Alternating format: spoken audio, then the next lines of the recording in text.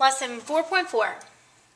In this lesson, we will write and use the distributive property. We will factor expressions, and we will use the distributive property to simplify expressions.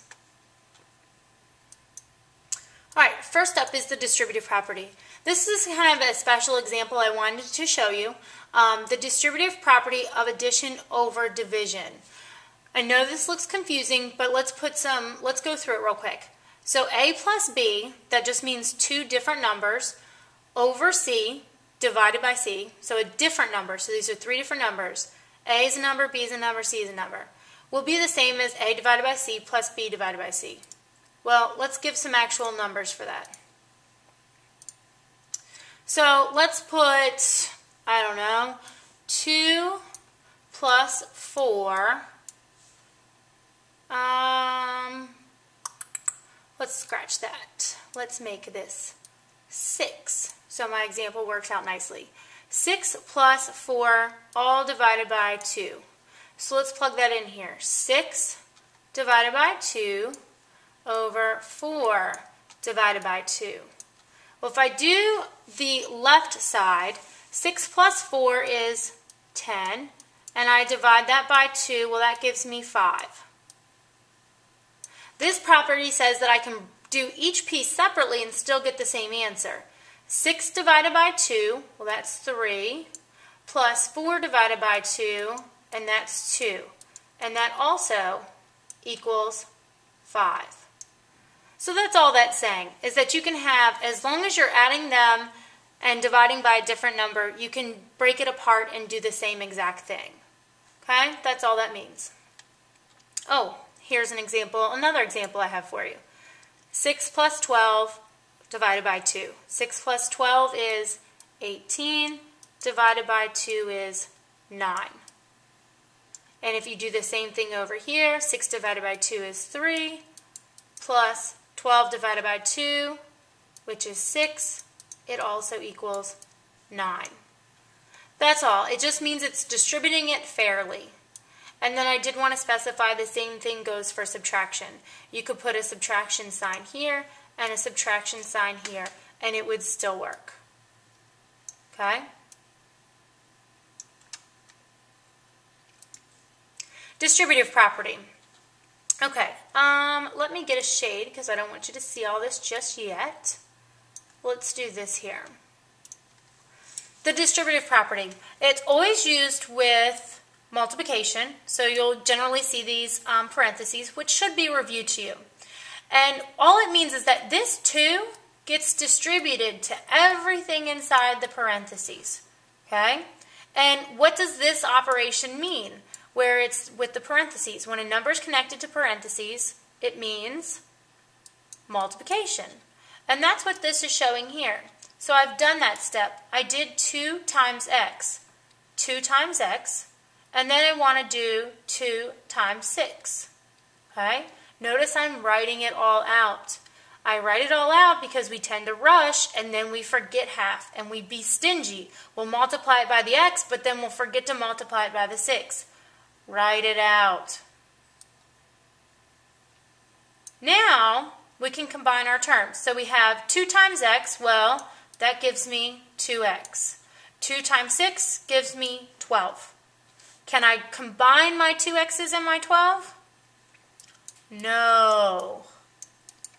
They are different things. This has x's attached, and this is a constant. It has no x's. You cannot combine those things. You're done. Put your pencil down. Here's my note to you. Please make sure you distribute fairly. Too many of us will be stingy. We'll say 2 times x and get 2x, but then forget to do it to the 6 as well. You've got to do it to everything inside of those parentheses. All right, here's factoring. So with factoring, it's basically distributive property backwards. You're going to be looking for the GCF. The GCF is the greatest common factor. So we're looking for the biggest number that goes into both 16 and 24. So if you look at this, is there any distributive property to do here? No, because we have to work backwards. We're going to make it so it looks like this previous problem. It's going to end up with parentheses and a number outside of here. So this is what our finished product will look like. Okay, but this is what we're starting with. So what's the biggest number that goes into both 16 and 24? Good, it's 8. 8 goes into 16 and 24. That's our GCF, our greatest common factor. So for our example, the GCF gets pulled out. By that I mean that's the number that goes on the outside of our parentheses. Okay?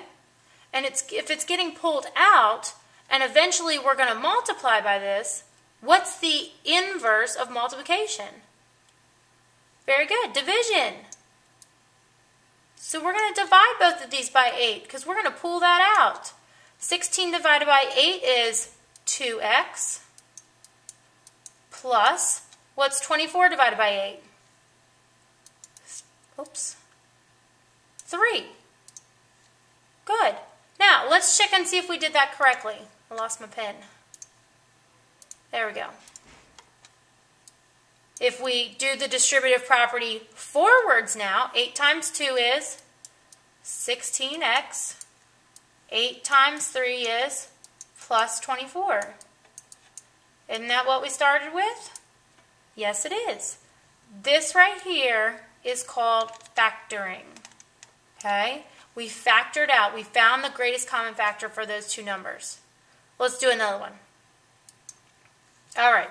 So we're going to factor the following expression. What is the one thing that these two things have in common? Is there any number that goes into 5 and 7? No, there's no number. But I do notice an x on both of these things. So our GCF is x. And that's what gets pulled out. So x is going to go on the outside of our parentheses. So if we're eventually going to multiply, right now we have to divide. And if I do that, what happens to these two x's? Whoosh, whoosh, they cancel. What happens here? Cancel. I'm only left with 5 plus 7. This is my answer right here. I have just factored that expression. Now, of course, I always want you to check it. X times 5 is 5x. X times 7 is 7x. Do you end up with what you started with? Yes, we do. All right. You can try this one on your own. If you want to try it on your own, pause me right now because I'm going to start going through it. All right, let's find the GCF. GCF. Okay, a number goes into both of these evenly. What's the GCF? Good, it's 4. 4 is the biggest number, but what else do they have in common? They both have an AB on it. So this time our Okay, let's finish that out. Our greatest common factor was 4AB. So that means that's what goes on the outside of our parentheses. So let's do that. We need to divide both sides by 4AB. 4AB. Okay, 12 divided by 4 is 3. What happens to my ABs? They cancel. 16 divided by 4 is 4. What happens to my ABs? They cancel. This is my factored expression. Now, I could justify, and I want you to, is to justify your answer by doing the distributive property and proving that after you distribute, you end up with what we started with. That's how you can justify your answer. Okay? So in your notes, you should be able to write and use the distributive property, factor an expression, and use the distributive property to simplify expressions.